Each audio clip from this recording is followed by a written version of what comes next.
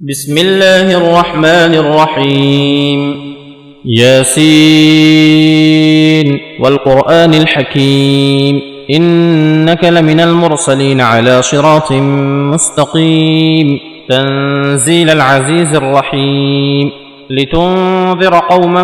ما أنذر آباؤهم فهم غافلون لقد حق القول على أكثرهم فهم لا يؤمنون إنا جعلنا في أعناقهم أغلالا فهي إلى الأذقان فهم مقمحون وجعلنا من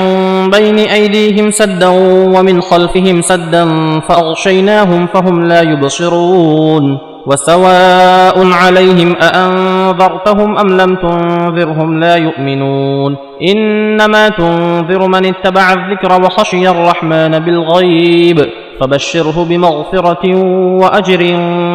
كريم إنا نحن نحيي الموتى ونكتب ما قدموا وآثارهم وكل شيء أحصيناه في إمام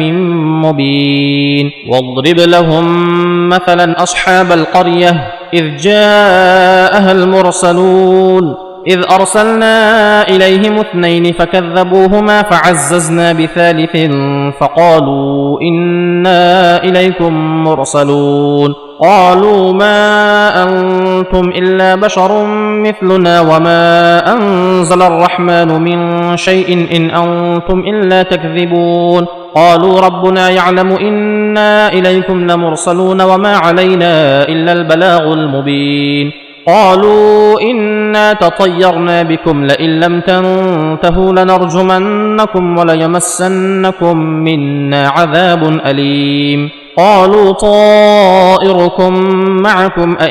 أئن ذكرتم بل أنتم قوم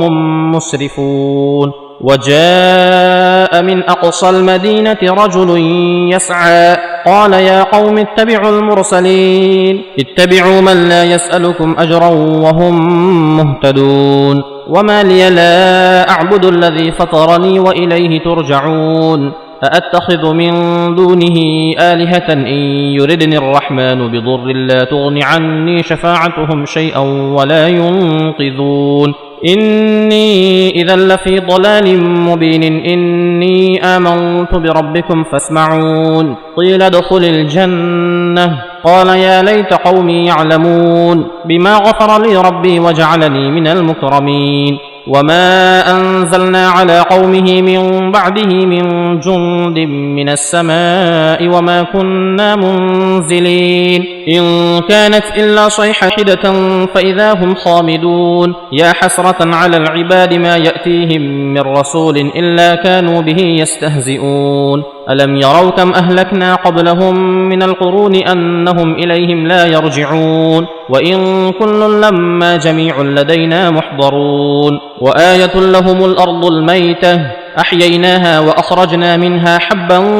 فمنه يأكلون وجعلنا فيها جنات من نخيل وأعناب وفجرنا فيها من العيون ليأكلوا من ثمره وما عملته أيديهم أفلا يشكرون سبحان الذي خلق الأزواج كلها مما تنبت الأرض ومن أنفسهم ومما لا يعلمون وآية لهم الليل نسلخ منه النهار فإذا هم مظلمون والشمس تجري لمستقر لها ذلك تقدير العزيز العليم والقمر قدرناه منازل حتى عاد كالعرجون القديم لا الشمس ينبغي لها أن تدرك القمر ولا الليل سابق النهار وكل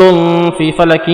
يسبحون وآية لهم أنا حملنا ذريتهم في الفلك المشحون وخلقنا لهم من مثله ما يركبون وإن نشأ نغرقهم فلا صريخ لهم ولا هم ينقذون إلا رحمة منا ومتاعا إلى حين وإذا قيل لهم اتقوا ما بين أيديكم وما خلفكم لعلكم ترحمون وما تأتيهم من آية من آيات ربهم إلا كانوا عنها معرضين وإذا قيل لهم أنفقوا مما رزقكم الله قال الذين كفروا للذين آمنوا أنطعم من لو يشاء الله أطعمه إن أنتم إلا في ضلال مبين ويقولون متى الوعد إن كنتم صادقين ما ينظرون إلا صيحة واحدة تأخذهم وهم يخصمون فلا يستطيعون توصية